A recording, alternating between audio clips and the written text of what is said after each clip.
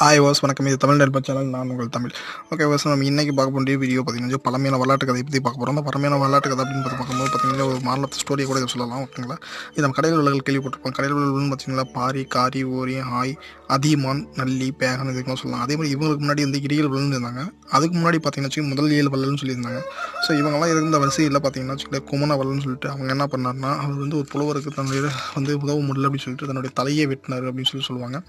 அதே மாதிரி பார்த்தீங்கன்னா மனுநீதி சோழன் என்ன பண்ணாருன்னா மாடு கேட்ட நீதிக்காக என்ன பண்ணாருன்னா தன்னுடைய மகனை தேர்பாட்டு வந்து எதுன்னு சொன்னாங்க. அந்த வரிசையில் வந்தவர் தான் ஒரு புறாவுக்கு வந்து மருந்துக்காக புறாவை காப்பதற்காக பருந்துக்கு வந்து தன்னுடைய ஊனை வந்து கொடுத்த ஒரு திபிச்சோழ சக்கரவர்த்தி பற்றி தான் நம்ம பார்க்க போகிறோம். ஓகேங்களா, இவரை பற்றி பார்த்தீங்கன்னா கம்பராமாயணத்துலையும் சரி, அதுக்கு முன்னாடி பார்த்தீங்கன்னா சிலப்பதிகாரம் சரி, புறநாட்டில் கதையிலும் சரி, மகாபாரத்லையும் வந்துருது. ஆனால் நம்ம இந்த புறநாட்டு கதையில் வந்த பாடலில் அந்த கதையை பற்றி தான் நம்ம பார்க்க போகிறோம். ஓகேங்களா, இப்போ அந்த புறநாட்டு கதையை பற்றி பார்க்கும்போது பார்த்தீங்கன்னா இந்த சிபிச்சோழ சக்கரவர்த்திங்கிறது வந்து தன்னுடைய ஆட்சியெல்லாம் வந்து திறமையாக நல்லா நடத்தி வந்துட்டு இருந்தார். அப்படி வந்துட்டு இருக்கும்போது அந்த ஒரு ஆட்சி எல்லைக்கு உட்பட்ட பகுதியில் பார்த்திங்கன்னா காட்டு பகுதியில் ஒரு புறா வந்து செஞ்சு, அந்த புறாங்கிறது வந்து பார்த்திங்கன்னா மரத்தோட கிளையில் இருந்துச்சு. அந்த மரத்தோட கிளையில் அந்த புறா பார்க்க மென்மையாக இருக்கும். மலையாளின்னு இருக்கும்போது ஒரு அதிர்வு கேட்டுச்சு. அதிர்வுங்கும்போது பறவைகளுக்கு வந்து அதிர்வு கேட்டாவே தெரியும் தன்னை நோக்கி ஏதோ வருது அப்படின்னு நினைக்கும். ஸோ அப்படி பார்க்கும்போது என்னென்னு திரும்பி பார்க்கும்போது பார்த்திங்கன்னா பின்னாடிலேருந்து ஒரு பருந்து வந்து தன்னை இரையாக்கிறதுக்காக வேகமாக வந்து இருக்கிறது பார்த்தது தெரிஞ்சுது. அப்போ என்ன பண்ணுச்சுன்னா அந்த புறா வந்து இந்த இடத்த விட்டு நம்ம கிளம்பி போகும்னு சொல்லி அந்த கிளம்புது. யாராக இருந்தாலும் வச்சுக்கோங்களேன், கண்டிப்பாக தனக்கு ஒரு ஆபத்து வருது அப்படின்னா எவ்வளோ சடனாக சொல்கிறத விட எவ்வளோ வேகமாக போவாங்க அப்படின்னு சொல்லுவோம்ல. தப்பிச்சு போயின்னு சொல்லி அதுக்காக அந்த புறா பறந்து போயிட்டு இருக்கும்போது வேகமாக பறந்து போகுது. அந்த பருந்தும் வந்து பின்னாடியே அதை தொடர்ந்தே வந்து பறந்து போகிறாங்க. அந்த பருந்துன்னு பார்த்தீங்கன்னு வச்சுக்கோங்களேன், இந்த பருந்துக்கு பொதுவாக ஒரு இயல்பான ஒரு விஷயம், பொதுவான இயல்பு இருக்குது. அந்த இயல்பு என்னென்னு பார்த்தீங்கன்னு வச்சுக்கோங்களேன், அதாவது வந்து தான் ஒரு இறையை தேடி பறந்து போகுது அப்படின்னா அந்த இறையை மட்டும்தான் குறிக்கோளை வச்சு அது போகுமே தவிர வந்து அடுத்து அது முன்னாடி வேறு ஒரு பெரிய இறை கிடச்சாலும் அந்த இறையை வந்து அது வந்து அதை தேடி போகாது. அந்த ஒரு ஒரு பதிலாக ஏற்பட்ட அந்த இறையை மட்டுமே வந்து தன்னுடைய குறிக்கோளை செஞ்சு போயிட்டுருக்கோம். அதே மாதிரி இந்த பருந்தும் அதே மாதிரி தன்னுடைய அந்த புறாவை நோக்கி கணிச்சதுனால அந்த புறாவையே தூங்கி வேகமாக அது பின்னாடியே துரத்து போயிட்டுருக்குது. அப்படி போயிட்டுருக்கும்போது அந்த புறாங்கிறது வந்து பார்த்திங்கன்னா தன்னுடைய காட்டுப்பகுதியிலிருந்து நாட்டுப்பகுதிக்குள்ளே வருது. நாட்டுப்பகுதி வந்து சிபி சக்கரவர்த்தியோட அரண்மனைக்குள்ளேயே வந்துடுது. அப்படி வந்து அந்த அரண்மனைக்குள்ளே அவருடைய இருக்கிற அறைக்கே வந்துடுது. அந்த அறையில் வந்து உட்காருது புறா வந்து. அந்த புறாவை பார்த்த சிபி சக்கரவர்த்தி தன் அறைக்கு வந்த புறாவை பார்த்து அந்த சிபி மருந்து என்ன பார்த்தாருன்னா அந்த புறாவை எடுத்து தன்னுடைய கையில் வச்சுக்கிட்டு தொட்டு கொடுத்து பார்த்தாரு. அப்படி இருக்கும்போது அந்த புறாவை சுற்றி பார்க்கும்போது ஏதாச்சும் காயங்கள் தான் பார்க்குறாரு. அப்படி காயங்கள் எதுவும் இல்லைன்னு பார்த்துட்டு சிபி மன்னன் பார்த்துட்டு அப்படி இதுக்காக இந்த புறா நம்ம எதுக்கு வந்திருக்கோம் அப்படின்னு சொல்லிட்டு புறாவை தூக்கிக்கிட்டு தன்னுடைய நிலாமூட்டத்துக்கு போய் நிற்கிறாரு. நிலாமூட்டத்தை நின்று பார்க்கும்போது அவங்க ஒரு பருந்து மேலே சுற்றி பறந்துருக்கிறத அவர் பார்க்குறாரு. ஸோ அதனால் அப்போ அந்த டைமில் வந்து சிபி மன்னன் என்ன நினைக்கிறேன்னா, இந்த பருந்துக்காக தான் இந்த புறா நம்ம தேடி வந்திருக்குது அப்படின்னு நினச்சிட்டு ஸோ தன்னுடைய அறைக்குள்ளே போயிட்டு கொஞ்சம் நேரம் அந்த புறாவிட்ட பார்க்குறாரு. புறாவை பார்த்து சொல்கிறாரு, உனக்கு நான் அடைக்கலம் தரேன், உனக்கு எந்த ஒரு தீங்கு வராது அப்படின்னு சொல்லி சொல்கிறாரு.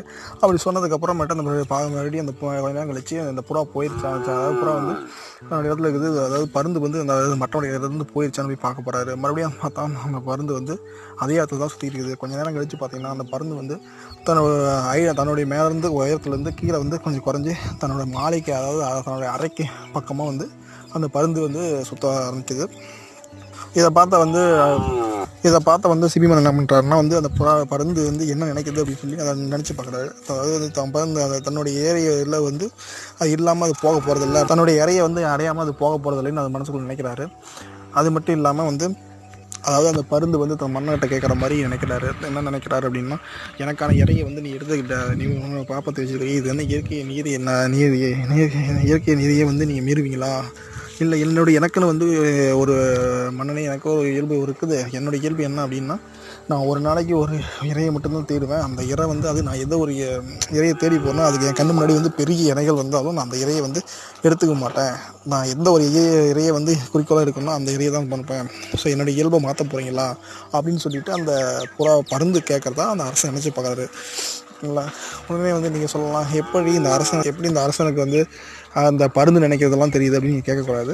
ஏன்னா நம்ம வந்து நார்மலாகவே நம்ம லைஃப்பில் பார்த்துருப்போம், ஒரு யானையை வளர்த்தவர் யானை பாக ஆக்குறாருன்னா அந்த யானை பாகன்னு அந்த யானையோட மொழி அவருக்கு தெரியும். அதே மாதிரி ஒரு பசு மாடு வந்து வளர்த்துறாங்கன்னா அப்படின்னா அந்த பசு வளர்த்துறவங்களுக்கு அந்த பசுவோட என்ன நினைக்கிறது தெரியும். அது மாதிரி பார்த்தீங்கன்னா அதே மாதிரி நீங்கள் வந்து பார்த்தீங்கன்னா இந்த சிபி மன்னனும் அதே மாதிரி அதுதான். அந்த ஆட்டையே ஆள்ற அந்த அரசனுக்கு இதை பற்றி உங்களுக்கு தெரியாதா? அதாவது இந்த அரசனை அந்த வாட்டு ஆள்றதுனால அதோட அந்த எண்ணெய் ஓட்டங்கள் கண்டிப்பாக தெரியும் அப்படின்னு தான் சொல்ல வரேன். அதுவும் இல்லாமல் வந்து இன்னொரு இடத்துல வேல்பாரி மன்னன் அப்படி எடுத்துக்கிட்டா சொல்லலாம். அவர் வேல்பாரி மன்னன் என்ன பண்ணாருன்னா, தன்னுடைய ஒரு நகர்வலம் போயிட்டு இருக்கும்போது ஒரு முல்லைக்கொடி வந்து பார்த்து அந்த முல்லைக்கொடியை பார்த்து பார்க்கும்போது தனக்கு வந்து நிகழில், அதாவது தனக்கு வந்து தன்னை பற்றிக்கொள்ள ஏதாவது இருக்குமா அப்படின்னு நினச்சி அதை கேட்குற மாதிரியும், அதுக்காக தன்னுடைய தேரையே கொடுத்துட்டு வந்த மாதிரியும் ஒரு கதை சொல்லுவாங்க. அதில் கூட அவர் அந்த இயற்கைக்கும் அவருக்கும் உள்ள ஈர்ப்பு, அதை பற்றி தெரிஞ்சு ஒரு கற்பனை, அதை இயற்கையோட அன்பு அப்படின்னு சொல்லலாம். அது மாதிரி தான் இந்த சிபி மன்னனும் அந்த பருந்து சொன்னதாக அவர் நினச்சி பார்க்குறாரு.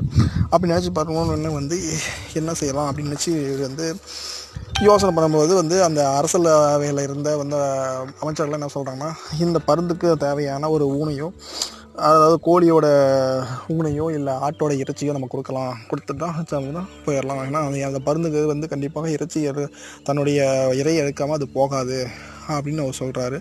அதுக்கு வந்து அந்த டைமில் வந்து சிபி மன்னன் என்ன சொல்கிறாருன்னா, ஸோ நான் அந்த ஆடோ இல்லை அந்த இறைச்சியோ வந்து அந்த பருந்து தேடி வரல, இதை தடுத்தது யார்? நான் தான் தடுத்தேன், இந்த சிபி மன்னன் தான் தடுத்தேன், அதனால் என்னோட ஊனையே நான் அந்த பருந்துக்கு தரேன் அப்படின்னு சொல்லிட்டு ஒரு கத்தி எடுத்து தன்னுடைய தொடையில் ஒரு பகுதி சதையை வந்து அறுத்து அந்த ஊனை அறுத்து அந்த புறாவோட இடைக்கு தகுந்த மாதிரி